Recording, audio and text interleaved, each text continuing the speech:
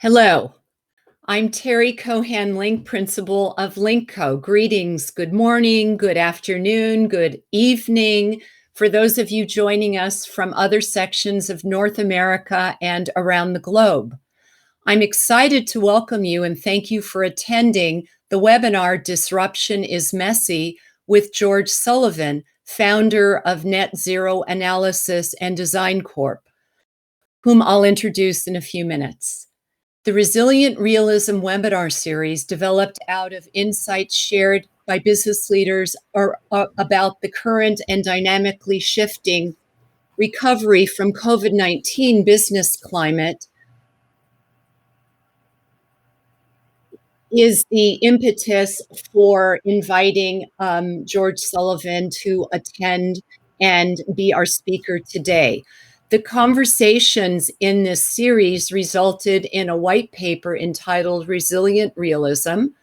This is our way of giving back and sharing relevant information we learned speaking with business leaders on a day-to-day basis as part of our ongoing executive search practice. The summary of the white paper is on the LINKCO website. In wake of COVID-19 recovery, many of the respondents have been grappling with changing business realities, economics related to their assets, products and services, remote hybrid workforces, and changing workspace demands and expectations, challenges of workflow and timetables, particularly now during the recovery phase from COVID-19, how to evaluate risk, work product, what does returning to the workplace look like, best practices to safely protect assets, clients, evolving cybersecurity and privacy from offsite locations, how to lead remotely with loved ones sharing workspace and unanticipated demands on normal work time, environmental impacts from the pandemic, how to secure one's employees. To note but a few of the insights, disruptors, and challenges discussed in the white paper and on the webinars to date. Today's webinar focuses on the changing ESG, environmental, social, and governance reporting requirements recently announced by the Security and Exchange Commission and the U.S. Department of the Treasury. They are confusing, and our speaker is highly qualified to unpack them for us. Given the tremendous response to this topic and speaker, we are planning an additional webinar, Messy Disruption Part 2, in which we can continue to address our questions and take a deeper dive into ESG reporting, ISO, and carbon offsetting and carbon offset markets. This is scheduled for June 30th at 9 a.m. Pacific Daylight Time. You'll be able to find the link to register on the LINKCO website, and I'll put it up at the end of the webinar. A little housekeeping. Some of you have kindly shared your questions beforehand, and we already have a number in the queue. You may also send questions and comments in the chat box, and if not covered already, George will try to address them during the webinar. But again, no worries, because what we do not cover today we'll cover in part 2, plus more of your questions. George Sullivan is passionate about helping companies grow and prosper while mitigating their carbon footprints and meeting ESG goals by creating data-driven, scientifically valid climate action plans. He has been asked to consult with companies, organizations, learning institutions, and governments all over the world on matters of building science, renewable energy, carbon offsetting and carbon offset generation, carbon neutrality, and net zero emissions. George founded Net Zero Analysis and Design Corp, integrating 30 years of experience in engineering, industry, commodities trading, and building science to address a large market opportunity gap created by the challenges in existing sustainability certification systems and carbon offset markets. George is an avid bird watcher and he bleeds blue. I'm going to turn over the presentation to George in a second. And we will continue with our presentation. George, I'm turning it over to you. Teri, thank you, and I appreciate the intro, and also all the hard work in setting this up. So now you'll choose the PowerPoint. Yep, and I'm pulling it up right now. Awesome. So let me see if it wants to play, guys. You know how that goes. There we go. Got it. And there it is. Okay, I'm not seeing it yet, but hopefully. It's busy spinning right now as it pulls it up. Okay. It's a long one, let's put it that way. It may take a minute.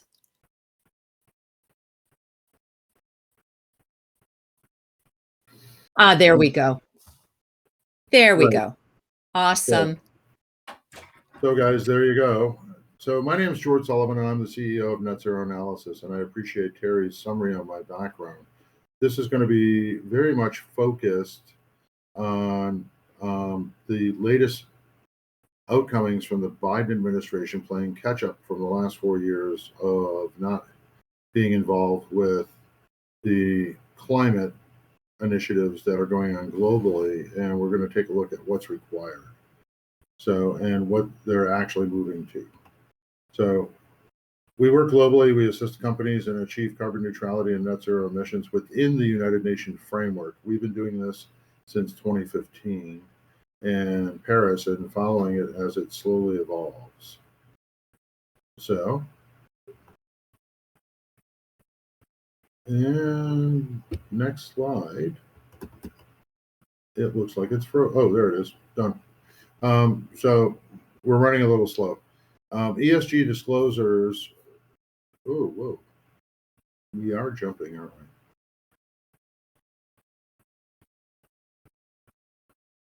So ESG disclosures regarding carbon neutrality and net zero emissions. And I would tell you that even larger, if you're claiming climate neutral or claiming any sort of environmental attributes, you're going to be having people scrutinize you against the UN climate impacts. George, may I break in for a second? Sure. So, and I think you well introduced this. Let me just share a few of the questions that have come up.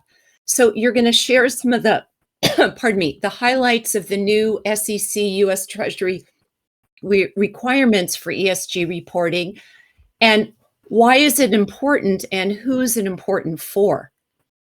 And then, how do companies go about correctly reporting ESG requirements? What are the steps in reporting?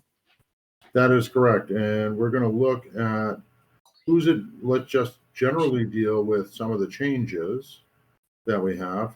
So on April 9th of 2021, the US SEC issued a risk alert and some guidelines on ESG reporting to investors. Prior to this, US companies were claiming all sorts of ESG bases on their reporting statements. So we've seen everything from, I don't know, we're supporting a forest in South America all the way to we're all LEED, or we're this or we're that. So it was quite a mess, and investors didn't know how to compare them. And so that's why the SEC put out this risk alert and required everybody to actually now report to the UN through the principles of responsible investing, right? And in doing a deeper dive on that, basically ESG disclosures are to investors and to the public. So if you're making claims of any sort of environmental attributes that your company is doing, they're going to have to be third-party validated. So we're going to take a look at that going forward. And the key takeaways from the risk alert are investors, right, as well as the public, because I know we look at these things and when we purchase products, have to have a solid ESG reporting. And basically, we are focusing on the E, as in the environmental factors, on that ES and G. We'll also touch on the social and the governance, right? And the investment community, as well as the public, right, are demanding credibility. And what we have seen is that companies' reporting has been muddied, dark, not represented properly, or it's not being third-party reviewed, as in through the UN or through a third party with ISO. So the focus on this performance is the value creation that companies have, both monetarily into the economy as well as to the public and serving the public good. Remember, all companies are supposed to serve the public good in some way. So, and the guidance is referring to a global framework, right? The global framework that we're referring to here is the United Nations Framework Convention on Climate Change. And secondarily, it's reporting to the financial investment section of that document. We're going to dive a little deeper into that. And George, if I can just to encourage our audience, ask your questions, please. We conceived of this webinar series, these 2 webinars, as a real opportunity for our participants to dive deep and ask questions and really understand this material. So I encourage you to. There is a question section up on the side of your screen. Thank you, George. Continue. Not a problem. So let's continue looking at key takeaways, right? So in the review that the SEC has done, what they've said is, if you have reported in other ways and making claims that is not to a global standard, of which they have identified the global standard, then you need to correct your reporting in a nutshell. So, and we're going to take a look as a deeper dive on what that looks like, how it's going to work, and what those disclosure claims are likely to have to look like as we go forward. And remember, all of the federal government has until September 17th of 2021 to issue their final requirements. So it's going to make an interesting summer. That's all I have to say, is this is going to be moving fast. And then they're going to be looking at companies reporting in 2021 to meet those standards. So basic translation of all of this, right? Environmental concepts are no longer vague, right? They're no longer crunchy. They're no longer, we recycle our packaging, we do this, we do that. They have to be very specific, and they have to be highly relevant to the bottom line of our company survival and what we're doing, from climate risk, storm change, all of the rest of the things that we're seeing unfold before us. So, and we'll take a look at government examining the economic risk. On April 19th, the U.S. Treasury announced tracking of ESG reporting. So if you have a banking relationship, do not be surprised that the bank is going to ask you for your ESG reporting, especially if you have a credit relationship with them. Major markets are going to have to be doing this, stock exchanges, other. So this is really coming around. And I've included a link to that particular announcement for everybody's review. And then on May 20th, 2021, President Biden's executive order made climate-related financial risks a major requirement for all government institutions. And George, I have a question here. Is it currently, or is it anticipated, that these third-party certifications will be required for all publicly traded companies? It's going to be required for all companies making environmental claims. Publicly traded companies, yes. Privately held, yes. Nonprofits, yes. Municipalities, yes. If you are saying that you're carbon neutral or you're doing carbon neutral training, you're going to have to report, or you should have it publicly on your website.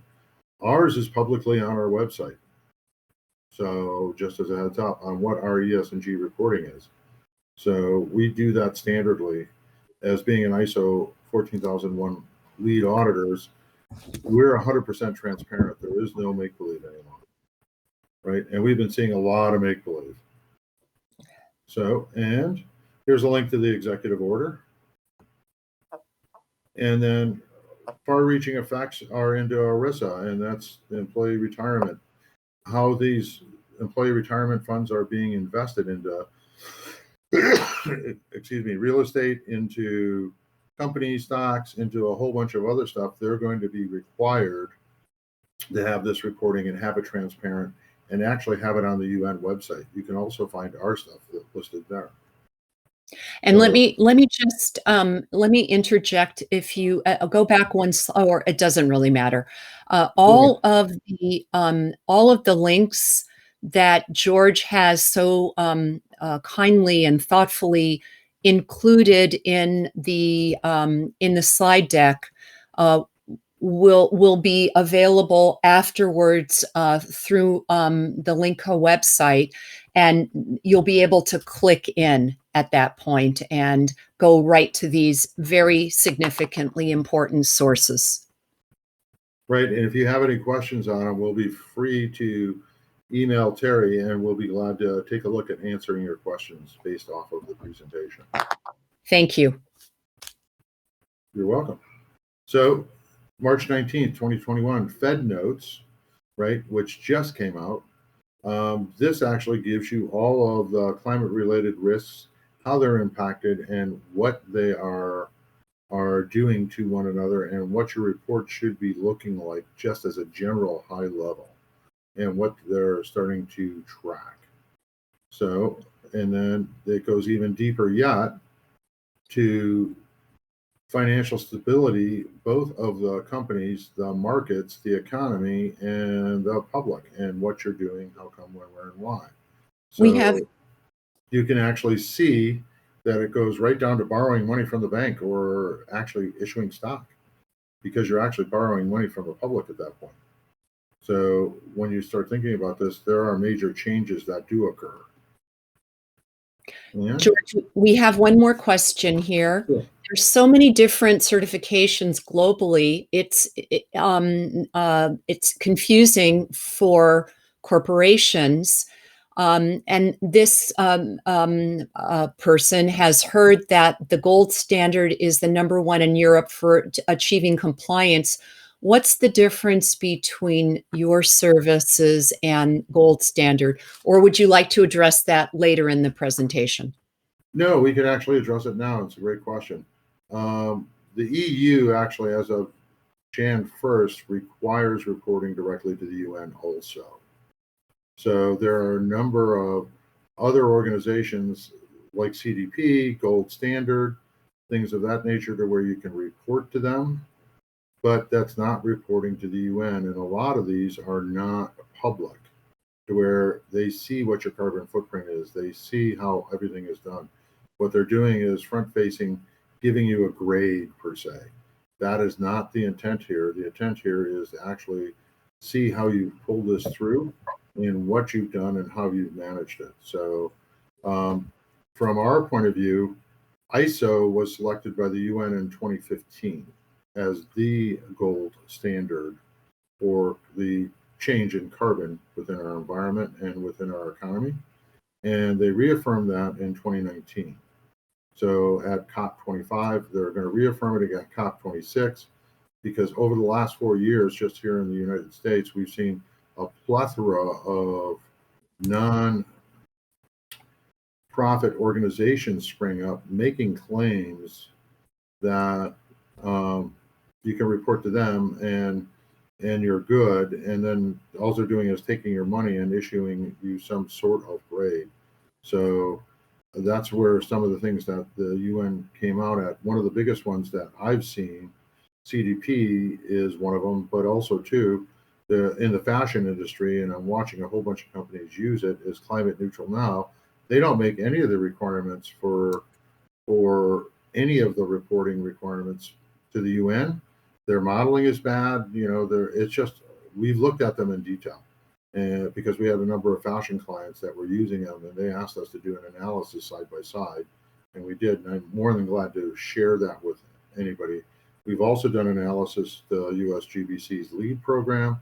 We've done it to IFLI's Living Future Challenge.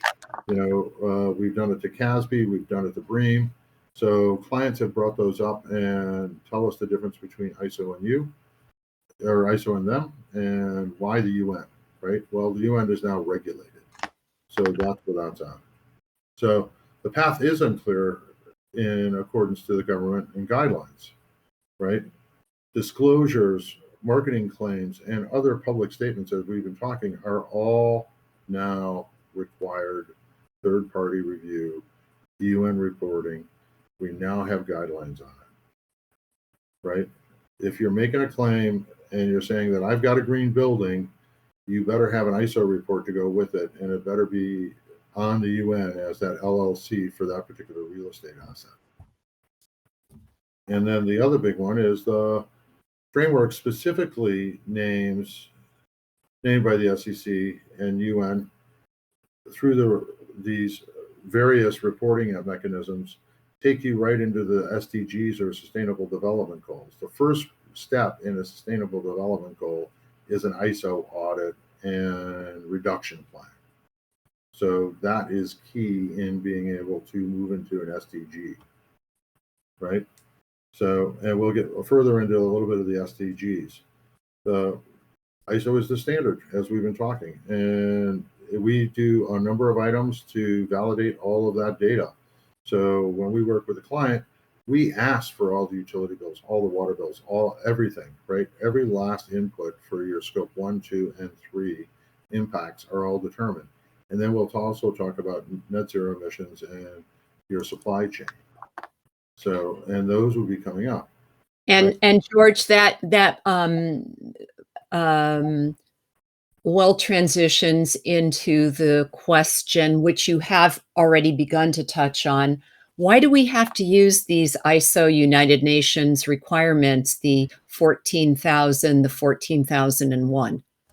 So the UN reached out to all of the standards bodies, right? ANSI, ISO, basically are the two major standards bodies, and said, come up with a way to measure carbon within the environment. They did this back in 2010, and they asked the standard setting bodies to go ahead and come up with a scheme. So ISO was the one that was selected because it is the most flexible, covers the largest amount of carbon, and is useful from determining a product's environmental product description or disclosure on, what your cell phone's environmental product disclosure is, how much energy went into that, where it's going to be recycled. Those are LCAs, life cycle assessments, done on a product side, all the way out to being able to measure a country's carbon footprint. So that's why ISO was selected, right? As opposed to these other standards. ANSI is what I'm looking at when I say standard. None of the green building rating systems are standard. None of BREEAM is not a standard, right? So those are, when people get those quickly confused, those are rating systems. They're not a standard, right? So we're only talking standards here, just on how that works. So, and the consequence of ignoring the information, right? Okay, you can get fined, that's fine, or put out of business if you're a small organization as a startup and you're not even looking at this, and yet you're claiming carbon neutrality. We bumped into a number of them that have, and they haven't done anything about it. It was just a great marketing term. And then, regulatory fines are the biggest one that we're going to see implemented, right? And then loss of your credibility in the marketplace. What's the credibility of your company's worth in the market, right? To consumers, investors, and other. And then, lost investor interest, and then lost clients and contracts, right? Because you don't have it, it's misreported, nobody wants to deal with you. This is a very serious item. If you're in somebody, we are all in somebody's supply chain. And if somebody reaches out to you and say, hey, I need an ISO report, and you hand them something that's not ISO, they're not going to want to do business with you. It's just that simple. And we're already seeing that happen. The USPS is doing it. There's a number of major organizations doing it already, just with the federal government or allied governments, including city and state governments, are now asking for this. So it's going to be very important on just having one. And let's see, transition up. George, there's another comment here, which I think is interesting. Volvo would be a great customer for you. They are very transparent with Polestar transparency for full supply chain, consumer, and they track critical raw materials and rare earths. You want to respond to that now or later? I'll respond right now. They'd be a great client for us. There are a number of car companies that are extremely transparent and are pushing the envelope. We are doing a lot of work in Michigan with a number of companies that are there. And the automotive supply chain is now pushed into 100% renewable energy use. And they're doing it by adding additional facilities into the grid because of that requirement. So you are correct. Volvo is a big one. Subaru is another huge one that's pushing it. And the big three here in the US are actually coming around to that. So that just gives you a little view on what the transitions are in the automotive industry. You can actually look at Ford, who is not very transparent right now, but the fact that they rolled out an all-electric truck just a couple weeks ago is absolutely stunning. And so the principles for responsible investing require the following ISO 14001 standards, 14,000 and 14,001. And that's an audit, an ISO 14001 audit, right?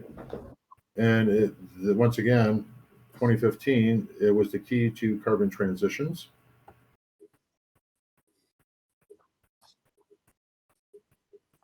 And the principles for responsible investing, here are the international standards that they're referring to, right? Once again, COP 25, 2019, it was ISO, right? And carbon neutrality and net zero emissions measured, right, is the bedrock of all of the SDGs.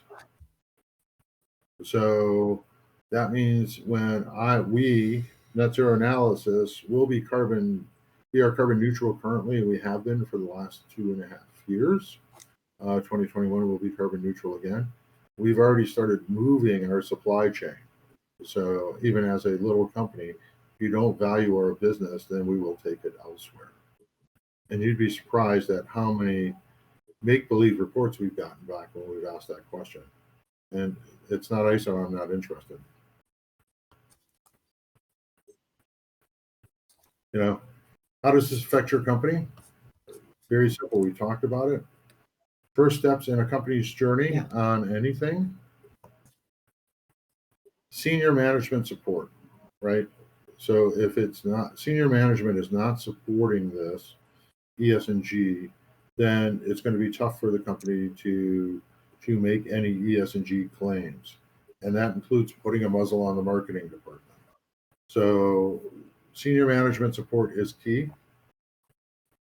And then the sustainability departments that we've seen in a lot of corporations are missing the skills, training, and tools to actually do an ISO 14000 and 14001 international audit, right? This is brand new to them. Most of the sustainability professionals we're bumping into are lead APs, things of that nature, all great stuff, but this is a new language, and there are very few people out there that actually understand the language.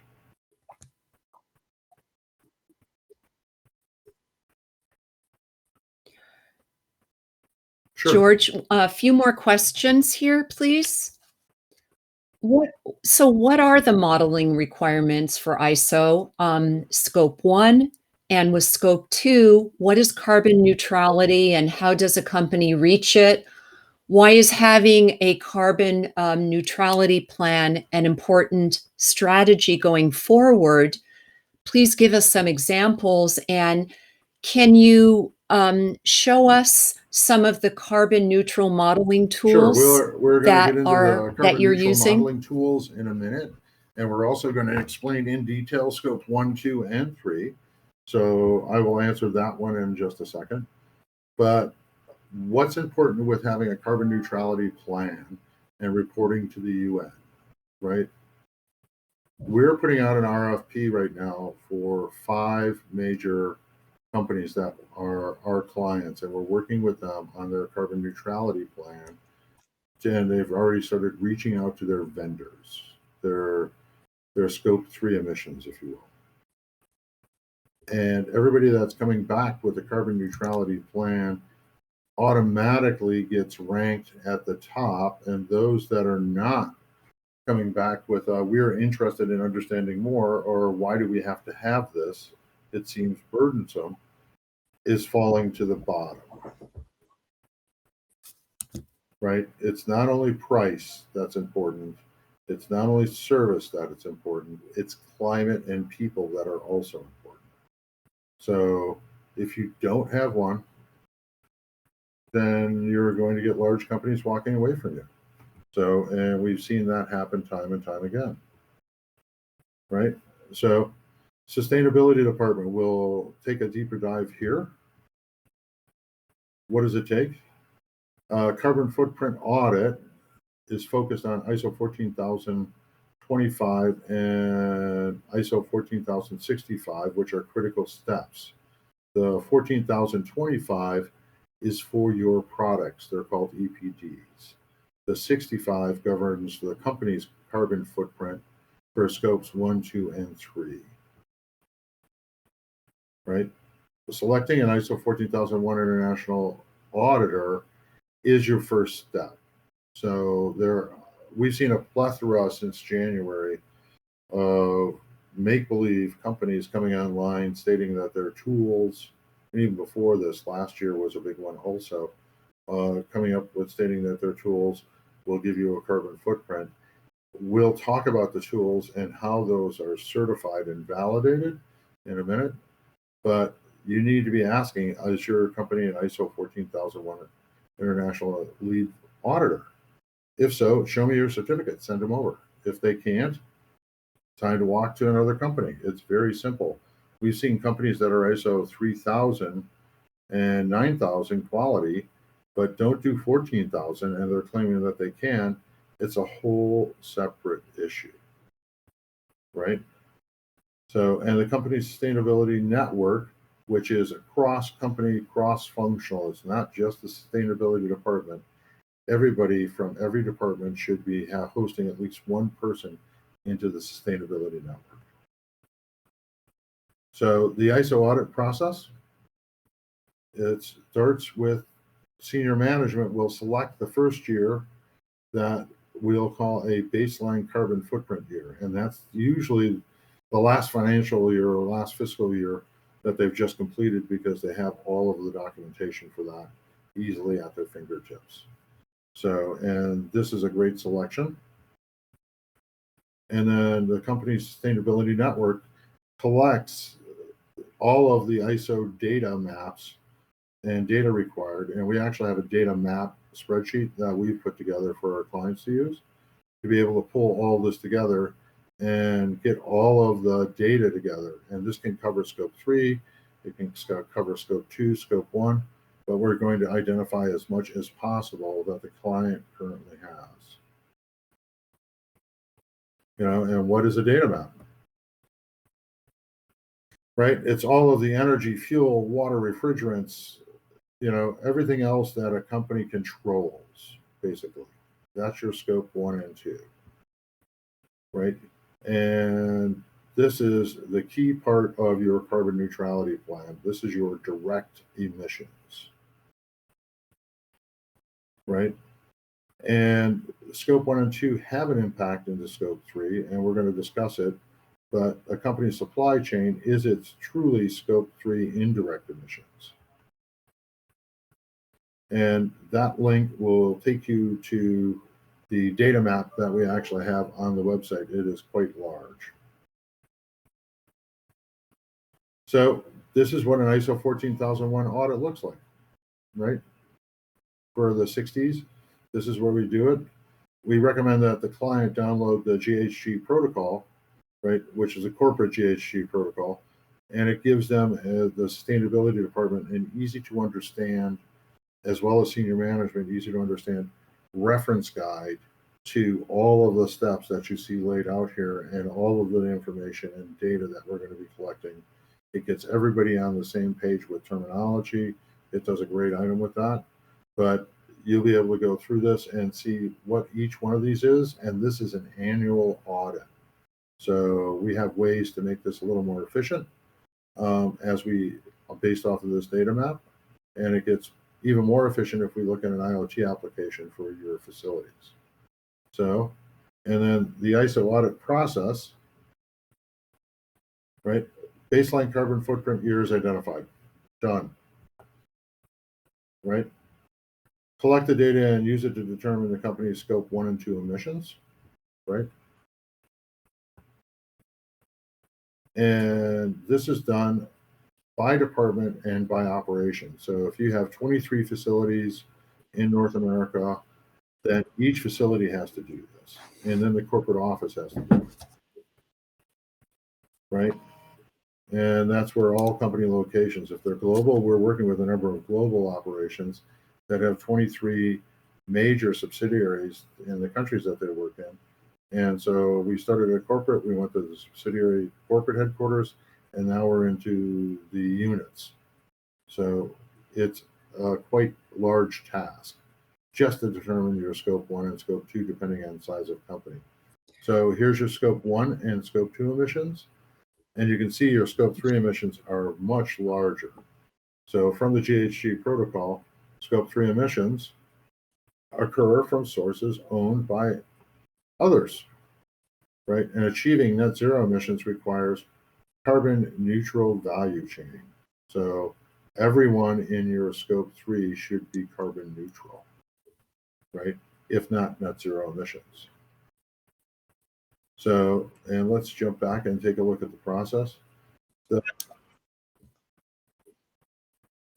And let me interrupt you for a minute so you addressed one of the questions of net zero emissions and how do you reach it? And why will companies who have a net zero emissions plan require vendors who are carbon neutral? 3, please explain the value exchange between a reporting company's carbon neutrality and a customer or client's own carbon neutral reporting and goals. So you cannot be net zero emissions without an entire supply chain that is carbon neutral or net zero emissions. So if anybody's making that claim, they're going to have Scope 1, 2, and 3 as a minimum entirely carbon neutral. And I can tell you that ain't no companies that we've audited that can make that claim, including us. Right? And unless we're offsetting our, we offset our travel already, but we'd have to be offsetting, other people's travel that come in to see us. So we've already looked at law firms, we've looked at accounting firms, we've looked at banks, and said, hey, do you have these? And several of them surprisingly have. And they said, yes, we've had other clients want this. So, and others, sorry, you don't have it, we're changing. And yes, it's uncomfortable to make the change. I will tell you that. But if you're going to live to your net zero emissions planning, this is what you do. Right?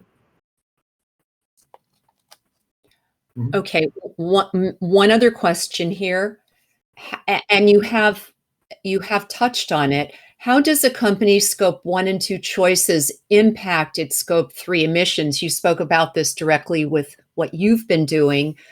And can you give an example maybe from, for instance, real estate? A little further down the presentation to where we're going to look at just impact of electricity and electrical use. So here in the US, the electrical grid has an efficiency ratio of 2.8. And we're going to go over this again, so I apologize for everybody that's going to see it again. So you take your site electrical use, right, in kilowatt hours, plus parent your site electrical use times 2.8 parent equals your scope 3 emissions impact, right? And for each one of the fuels that you use, be it natural gas or others, those all have different multipliers. Those are actually all in our models, and you can see them for our scope 3 emissions when you see those impacts for your choices. So renewable energy, right, has a much lower carbon footprint than the grid. I'm in Chicago right now. It's 565 grams per kilowatt hour last I looked. And that's the daytime, or that's the 24-hour average. It's much higher at night, and it's a much lower in the day because of the amount of renewables in the grid. And so that's our average for a 24-hour period. And so what we looked at, it was going 100% renewable. And so with a bundled physical purchase power agreement or a VPPA, you can actually get to 10 grams per kilowatt hour of carbon. So those are some of the choices that you have to make. And we see a number of companies that are on the electrical supply side that are selling you dirty fossil fuel energy and then stapling Texas RECs as renewable energy credits to that. That's not allowed. It's got to be within the same grid or e-grid. So those are things that we're finding that our clients have signed up to long-term real estate wise, and it's making them feel good. And there's another product that's almost gone, I haven't seen it lately, is Green E-RECs. Those don't comply either. So that's another make-believe product that's out there. So, and here's our calculations. Once again, as I said, we'll walk through this one more time for what that looks like, and you'll get this on the PowerPoint, right? And carbon footprint modeling. This is the next key piece that we're going to look at. And once again, we're going to hit ISO, and we're going to talk about an ISO 14065, which is all of the carbon requirements, right? And once again, it was reaffirmed at Paris on COP, and it's the only model to use. If it's not an ISO model, you're using the wrong model. And we'll talk about how that occurs.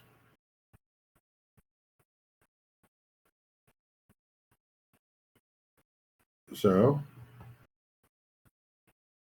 because each company's enterprise or operations are completely different from the data map, we actually customize each company's model based on what they're using, how come, when, where, and why, and strip out things that that a company will not be using, doesn't do currently, things of that nature. So these are all very key pieces in running that data map so that we streamline your model inputs. And we'll talk about our IoT application or enterprise application later.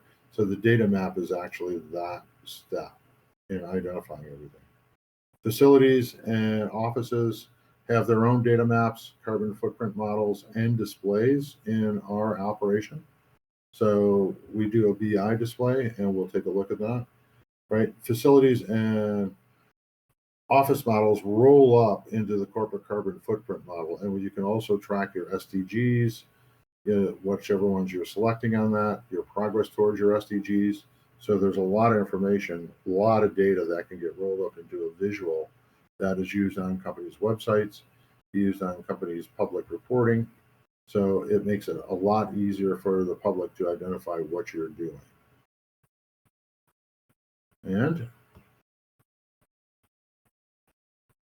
as I said, we customize the data map. And data visualization or business intelligence displays are also customized. And we can actually track all of your ESG requirements back to SDGs and back to carbon neutrality on our data. So this is just an example of our data collection and what our model looks like actually, right? Once again, we can do down to 5-minute reporting if you want to do that, and it's an IoT model. Otherwise, it's monthly if we're APIing in and reading utility bills and things of that nature to track your carbon footprint. So, and it automatically uploads, right? And tracks all of the selected sources that we have. Refrigerant, is a big one with a lot of the cold storage and food companies, for example. And we give you your scope 3 emissions. So if a company's got travel and they have a travel center, Visa offers it, Amex offers it, we can tie our data into that data stream from all those reservations and flights, then turn around and calculate that as part of your scope 3 without having to go through a lot of extra effort to get things done. So carbon footprint modeling continued. So we have a very simple model we use for client training videos that we put together. And I've given you links to both of those. Actual data is where you have a year's worth of electric use, a year's worth of utility use, a year's worth of water use, travel, gas, other things, right? And then for those offices that do not pay utility bills or water bills, we have what's called an average data carbon footprint. When we do an analysis, if you have an office and utilities are rolled into that, we're going to want a copy or at least to validate that. So ISO is asking all of those questions to make sure that we have all the documentation and it is actually uploaded to us so that we as a third party can then present it to the UN and say, here's all the data streams that we are pulling from, which you're seeing in the model.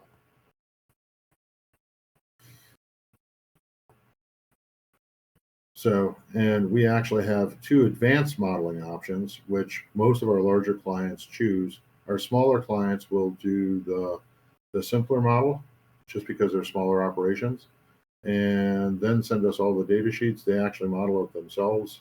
They use it on our website. It's web-based, and then send it in. So on our advanced modeling, right, we have the enterprise custom carbon footprint model, which we can actually put into your system, right? And it lives within your 4 data walls, so that's not coming out except to us on all the reporting and all of the data. And then we also have an advanced IoT enterprise custom model for facilities, things of that nature.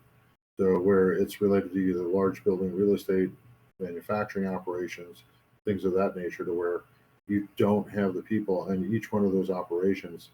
We're partnered with GE Capital on it, so it's a lease, and it comes into play very nicely to be able to collect and validate all of that data. And GE, by the way, does all of the ISO 3000 and 9000 data quality assurance tests on the system for you automatically. So the IoT enterprise custom carbon footprint model actually automatically traps all of your data, collects it, calculations, and we can do it hourly, daily, weekly, monthly. We can do it down to 5 minutes. And it gives you an instantaneous carbon footprint, much better than your monthly utility bill. And we also find that we can identify high use and low use periods based on what your equipment's doing and what we're monitoring. If you're having bearing issues, you're going to see, certain lines have much more power use. So we can get down to a very finite detail on each piece of equipment, right? And the calculations for scope 1 and 2 emissions are automatically done with their scope 3 impacts, and they're displayed for that facility. So it's a very easy display. We can also alarm and alert, and the automated reporting for each one of your facilities to Energy Star, DOE Transportation Tracker. Those are all APIs out of our enterprise and or IoT system that we can actually set up automatically so that it's reporting, which gives your sustainability department additional time, right, to be able to work on other projects. because we find a lot of folks are still plugging and chugging that data in. A lot of utility companies offered APIs. They didn't get a lot of uptake on it, so they dropped it, right? Now it's becoming very important.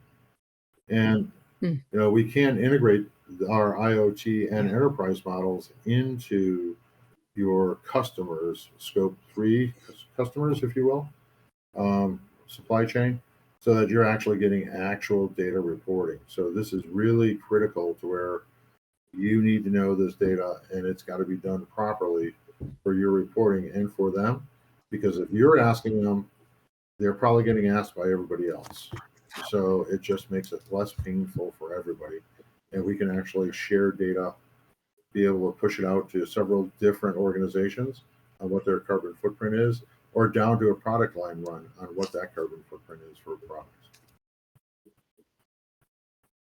And you asked about certification. So this is basically the steps that we took to get our ISO validation in 2018 for our modeling. And as you can tell, we spent a fair amount of time running the model, and this represents about a $5 million investment on our behalf within that modeling time frame. So when you ask, they should be able to tell you, this is our path, this is how it was generated, and yes, we have had third-party approval and review of our model, and it's got to be able to run through several noteworthy organizations to say that testing has been done and completed.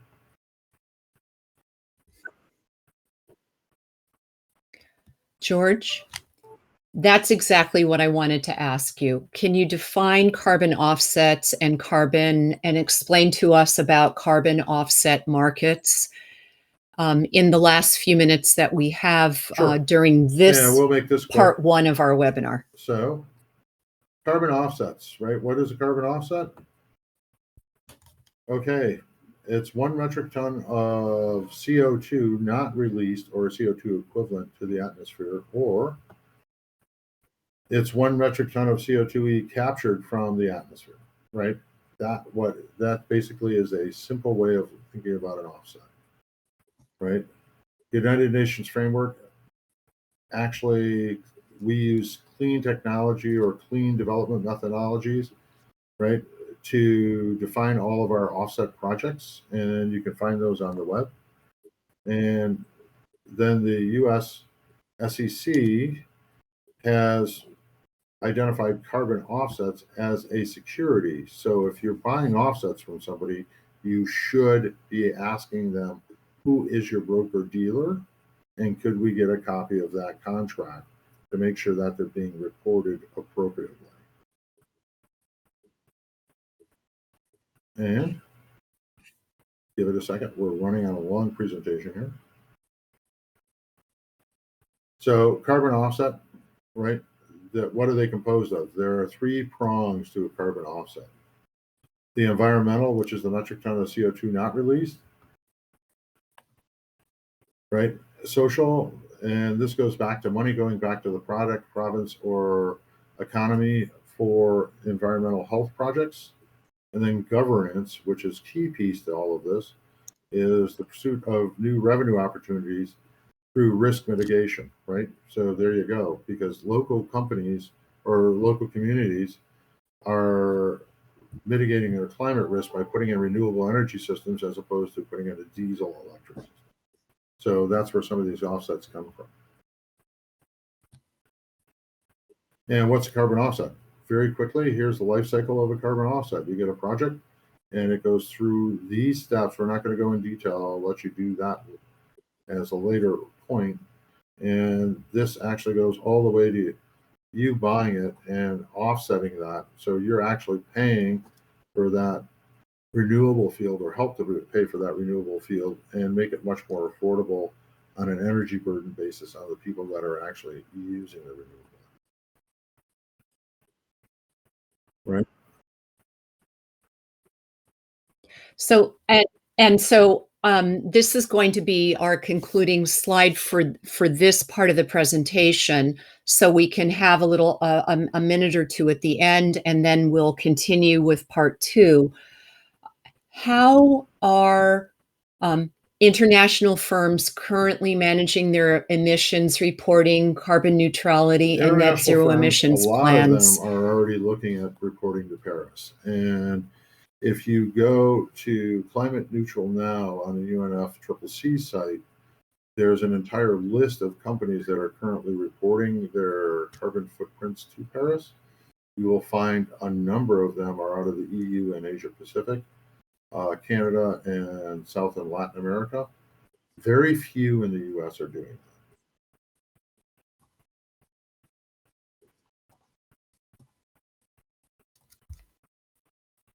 So, okay. When you look at it, so that's the key piece. Go ahead. In transparency, knowing where to look and being totally transparent. Yeah. So George, I think I'm going to have you pause at this point. I just want to ask you an unrelated to these slides question, but it's important to me to ask this. How's your bird watching going and your dog training? We were out all this past weekend being Memorial Day here in the US. So we got 3 great walks in and 3 great bird walking sessions. So it's nice to be able to get out in the parks that allow dogs and do some bird watching. We're down at North Park Village, so this past weekend, and took a look there. And then we were also down at Wooded Island, and that was a lot of fun.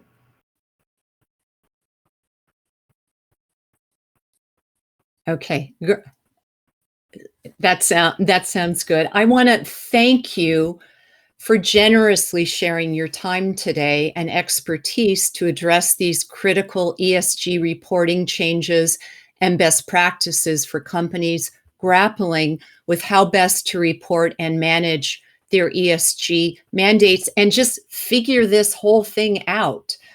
George's slides, along with a summary and a recording link to this webinar, will be posted on the LINKCO website. The recording will be posted on my YouTube channel, and Messy Disruption Part 2 on June 30th at 9 a.m. PDT will be on the website later today, but I also just posted it in the chat for those of you that are enthusiastic to already sign up and make sure that that you have a place for that continuation of this discussion. And at the end of the webinar, would you please just take a minute to fill out the survey? This will help us evaluate and improve our series going forward, and I appreciate your feedback. LINKCO Executive Search provides elite companies with top C-suite and upper management nationwide using a proprietary step-by-step process for both clients and candidates. We save you time, money, and lots of pain. We're on 24/7, 365. If you need and when you need help, please call upon us. Stay tuned for additional webinars and posts on my LinkedIn website. Have a good afternoon, morning, and evening, and stay safe. And thank you so much for joining us today. I appreciate it. Thanks, George. guys. And feel free to email Teri questions. We'll get back to you.